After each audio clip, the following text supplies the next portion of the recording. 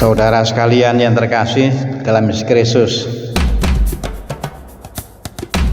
kita mau belajar dari bacaan pertama yang diambil dari Kisah Para Rasul bab 8 ayat 26 sampai 40. Tadi dikisahkan ada seorang pembesar dan kepala perbendaharaan Sri Kandake, Ratu negeri Ethiopia.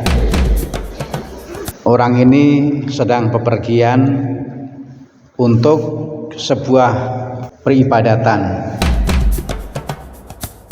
Menarik, ketika pulang di kereta, orang ini membaca kitab suci. Jadi rupanya orang ini pergi untuk beribadah dan membawa kitab suci. Lalu pulang dari ibadah di kereta, dia naik kereta, bukan naik delman. Yang delmannya ada di taman kota. Nah, di kereta itu dia membaca kitab suci. Yang juga menarik adalah meskipun nggak ngerti, tetapi dia membaca. Ini kan suatu yang kalau kita renungkan menarik. Orang sering menggunakan alasan nggak ngerti, lalu nggak mau membaca. Padahal itu hanya alasan saja. Ini bukan orang ngacak-ngacak ini. Pembesar dan kepala perbendaharaan. Pulang dari beribadah, naik kereta, dan di kereta membaca kitab suci meskipun dia nggak ngerti. Lalu kemudian ada Filipus, dan orang ini minta supaya Filipus duduk di sebelahnya. Ngobrol. Filipus tanya, apakah kamu tuh ngerti? Dijawab, ya nggak ngerti. Dan justru karena nggak ngerti, tolong saya diberi penjelasannya. Ini menarik lagi. Sudah di kereta dia membaca meskipun nggak ngerti. Lalu yang kedua, orang ini juga tidak malu untuk bertanya, minta supaya Filipus itu menjelaskan. Dan yang dibaca itu sebenarnya mengenai Yesus. Sampai sini saja saya kira sudah menarik ini. Tapi saya tambah sedikit lah, jauh-jauh masa khotbahnya hanya 2 menit. Saya tadi siang sengaja membuka buku puji syukur karena saya tahu persis di puji syukur itu sebenarnya ada pedoman yang menggambarkan mengenai skala prioritas. Supaya apa? Supaya kita tuh nggak gagal membuat skala prioritas. Orang Katolik itu tidak sedikit yang gagal membuat prioritas. Yang penting diabaikan, yang tidak penting dibela-bela. Silakan lihat buku puji syukur bagian Romawi 7. Judulnya adalah isi buku. Sudah lihat? Sudah ya? Baik, kita mulai. Pertama yang harus kita sadari adalah penyusunannya ini bukan kebetulan. Penyusunannya ini sebenarnya makin ke atas itu bobotnya makin penting, makin mengikat, makin harus. Jadi makin ke atas itu makin utama. Dan yang disebut nomor 1 adalah pokok-pokok iman dan pedoman hidup Kristen. Nanti kalau di rumah ada buku puji syukur, silakan dibaca.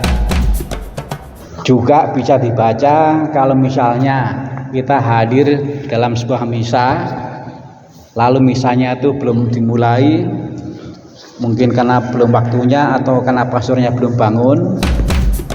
Nah, kita bisa membaca itu dulu.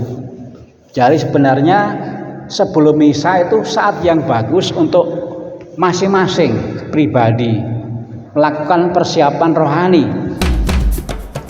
Jadi sebelum misa itu paling bagus adalah itu biarlah diserahkan kepada masing-masing pribadi.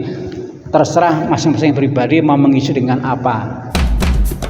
Nah, salah satunya juga bisa kita isi dengan membaca bagian nomor 1 ini. Ini yang utama. Lalu kemudian yang kedua, mengenai kebiasaan orang Kristen. Di kebiasaan orang Kristen itu ada begitu banyak. Yang disebut nomor 2 adalah membaca kitab suci. Betul kan? Kalau di buku puji syukur saya itu sama ya. Membaca kitab suci nomor 2. Itu artinya apa? Itu artinya ini penting banget. Maka bacaan pertama tadi memberi inspirasi kepada kita. Ada seorang pembesar, ada seorang kepala perbendaharaan, bahkan di dalam kereta, di dalam perjalanan pulang dari ibadah, dia membaca kitab suci meskipun nggak ngerti dan juga tidak malu untuk bertanya, minta supaya diberi penjelasan oleh Filipus. Bahwa Filipus duduk di sebelahnya itu juga karena diminta. Ini kan luar biasa. Ada contoh yang sangat sederhana dan buku puji syukur menggugah kita. Ini tuh yang kesekian kalinya saya menggunakan daftar isi ini untuk khotbah. Jadi ini sebenarnya penuntun bagi kita. Apa sih sebenarnya yang betul-betul harus kita bela? Apa sih sebenarnya yang betul-betul harus kita prioritaskan? Jangan malah kita memprioritaskan yang lain. Lalu ini ada panduan tertulis malah tidak kita jadikan sebagai pedoman. Nah, mudah-mudahan daftar isi yang saya sampaikan sore hari ini juga menyemangati kita.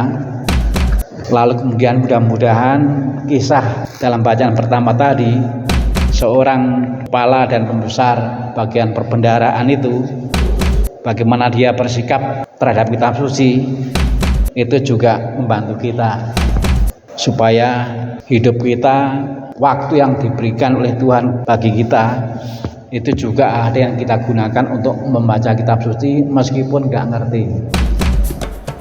Ada temannya. Kalau kita nggak ngerti, ada temannya.